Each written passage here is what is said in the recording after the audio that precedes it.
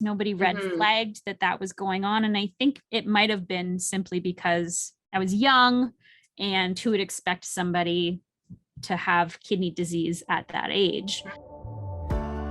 At 24, I thought that meant, like, actually, I think they said you're jugular. So I was thinking I was going to look like Frankenstein, right? Your beautiful little girl who's just like, yep, we got this. Let's go. Yet again. So it was almost like, she was ready to be here, and, she was just ready to go from the get-go. And but then also, grieving the fact that there are so many people out there who don't have that. Who don't have the same opportunities. Exactly. Yeah. It's difficult. At the time, my nephew was about 3.5 or 4 when I started peritoneal dialysis, and his father's parents were like, I don't really understand what this is. And he like popped up and was like, Nona, it's like a dishwasher for Aunt Candice's belly. And they were like, so they actually called my mom to let her know that her testing was complete and that she was a match, and they asked her if she wanted to proceed. Welcome to the Green Table Talk, where we will have open and honest discussion about transplant. I'm your host, Jennen Johnson. Welcome to the Green Table Talk. I am your host, Jennen Johnson. Today I have my friend Candice Coghlan here with me. Candice, welcome to the show. Thank you. So excited to be here.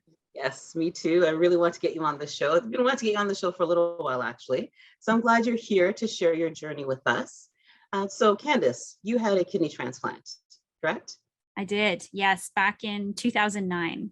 Excellent. So before we get into the depth of this transplant and everything that comes along with it, introduce us to Candice. Let us know who Candice is. Let us know who Candice was before the transplant. Give us an insight about yourself. Sure. So I come from a very large, very loving family. I am very grateful to have all of those wonderful human beings that make a very loud Christmas, and that's always my favorite time of year.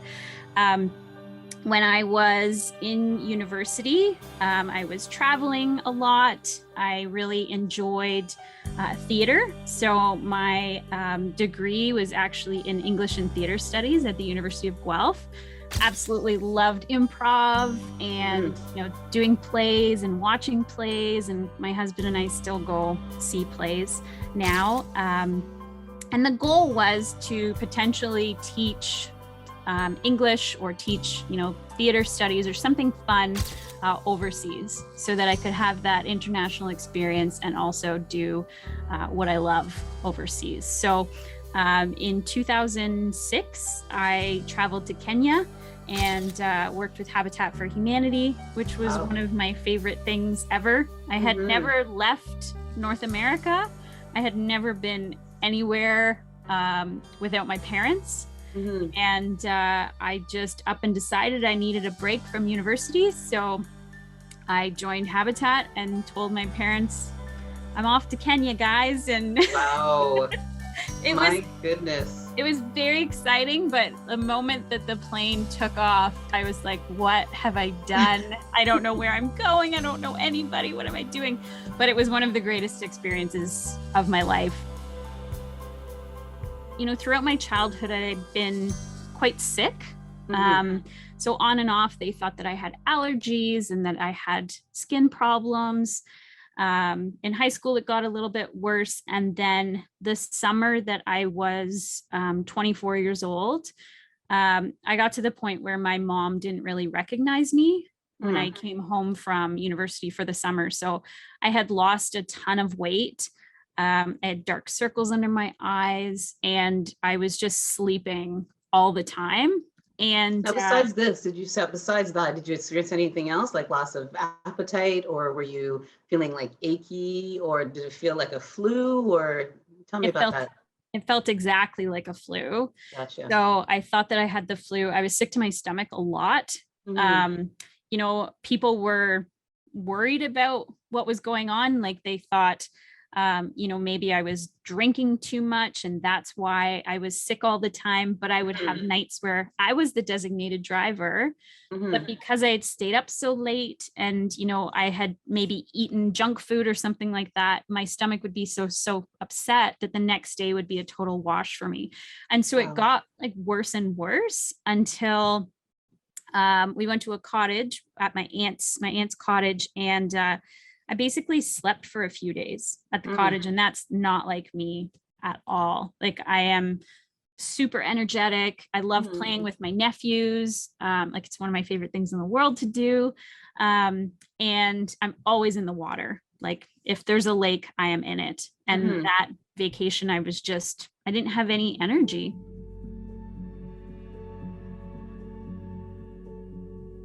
So my mom convinced me to go get blood work done in the middle of the afternoon. And then I went to a movie with my brother-in-law and my now husband, who was my boyfriend at the time, and went back to my mom's house and played a bunch of games, and then went to sleep. And about 2:00 in the morning, the lab at Grand River Hospital called my mom's house and said, you need to get your daughter to the emergency room right away. And you better go in her room and make sure that she's awake and she's still basically breathing. Wow. And I told my brother and my husband, I'll be back in a couple hours. It's not going to be anything big. Yeah. Whatever, I'll see you guys soon. And so when I got there, they had a room ready for me, and they started doing like extensive tests, ultrasounds, blood work, you name it. I was having it done. Now, when they called your mom, did they tell her what they thought it could have been, or they just said, just get her here now? And that was it. Yeah, it was just, this is an emergency, get her here immediately. And that's scary because that's the unknown, right? And then the unknown is always scary. Like it could be this, it could be, your mind starts racing, and you know what I mean? So I think, do you think they kind of gave an idea that it might be this or it might be that if it would have made it a little bit better, or it's just terrible all the way around, no matter how you cut it? Yeah, I think with a call like that, like I don't know if it would have made it better or worse. I think we were just kind of in shock, and so we blindly went thinking, I didn't think too much of it. I just thought, it's bad blood work. I'll be back in a couple hours. Basically, after a few hours, a doctor came in and said, you are in end-stage renal failure. You have less than 5% kidney function. Oh my goodness. Your body is shutting down. We don't know how you have survived this long in this condition. And you are going to start dialysis within the next 24 hours. And a nurse will be in to kind of explain to you what that is. And off he went. So hold on. End stage renal failure, 5% kidney function. And you're feeling tired, you're weak, you're sleeping, but you're still going about with your day to an extent, right? Yeah. I was still working full time. And so that's what's boggling my mind right now, because you're 5% kidney function. Yeah. Wow. That's some scary stuff. My nephrologist, who I met when I went through the transplant process, had gone through my records and had found that there were signs that my kidneys had been failing for years at different points of my life, that I had had different surgeries throughout my life and had been through, different blood tests for things, that it had shown progression of my kidney disease, from about age 15 onwards. Wow. They could see it, but nobody alerted it. Nobody red flagged that was going on. And I think it might have been simply because I was young, and who would expect somebody to have kidney disease at that age? I know. It wasn't part of my life plan to be stuck on a machine every night for 8 hours, right? Yeah. So during that time, between hemo and peritoneal dialysis, the doctors did talk to me about transplant. and they explained that a deceased donor kidney could take anywhere from 3 to 5 years in Ontario with my blood type. And I was not happy about that, but I thought, if that's what has to happen, I'll do every test that I have to do. I will eat what I have to do. I'll do anything to make sure that this happens. Yes. But my mom, being a mom, she immediately, she didn't say, I want to be your donor. She said, I am your donor and I'm going to be your donor. And so she started the workup process, which was quite extensive. And we didn't know, because it was the first time we'd ever done this, of course, but we didn't know there was separate teams for the donor and the recipient. So even though we were mother and daughter, all of our appointments were separate. We had separate teams. I didn't know what was going on her side, and she didn't know what was going on my side until we would get back in the car. And that's what I was going to say. They wouldn't share any of the information either, because you're still considered separate patients regardless, right? Exactly. And the donor team is, wanting to make sure that my mom is healthy and safe enough to go through that process. And the recipient team wants to make sure the same for me, right? So they each have their own person that they're caring for, which is amazing.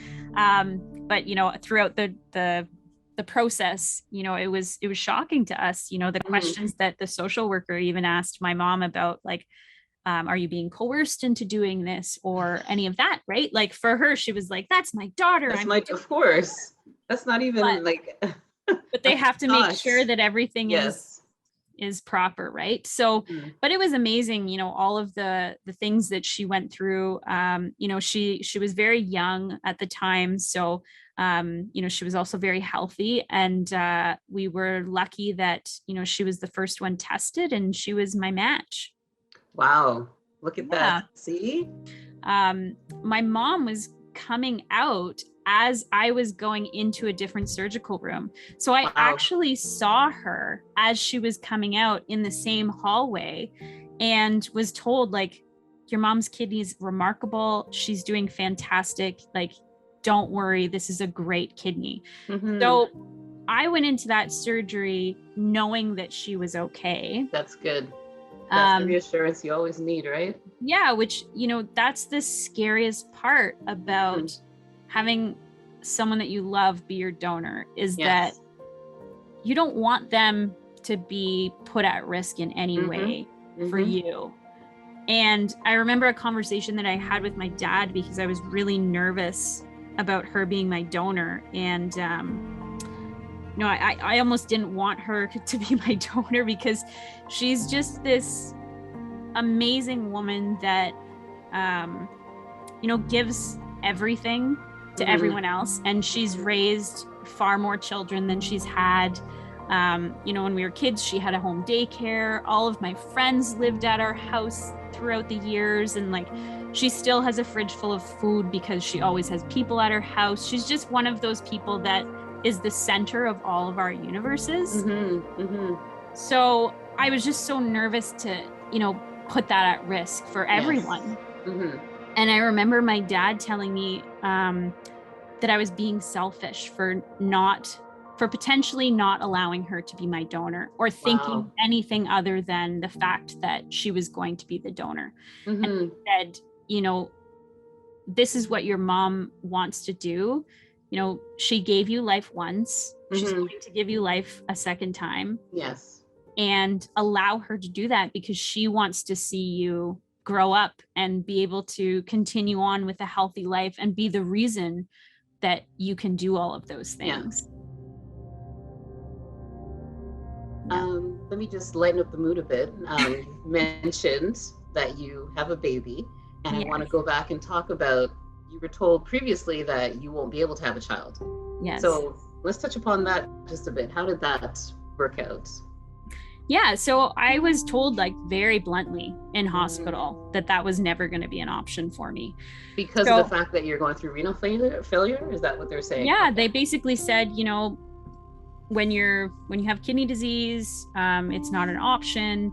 especially on Wow. dialysis. And then even post-transplant, your fertility is going to be incredibly affected. And, you know, it's probably not something that you should think about.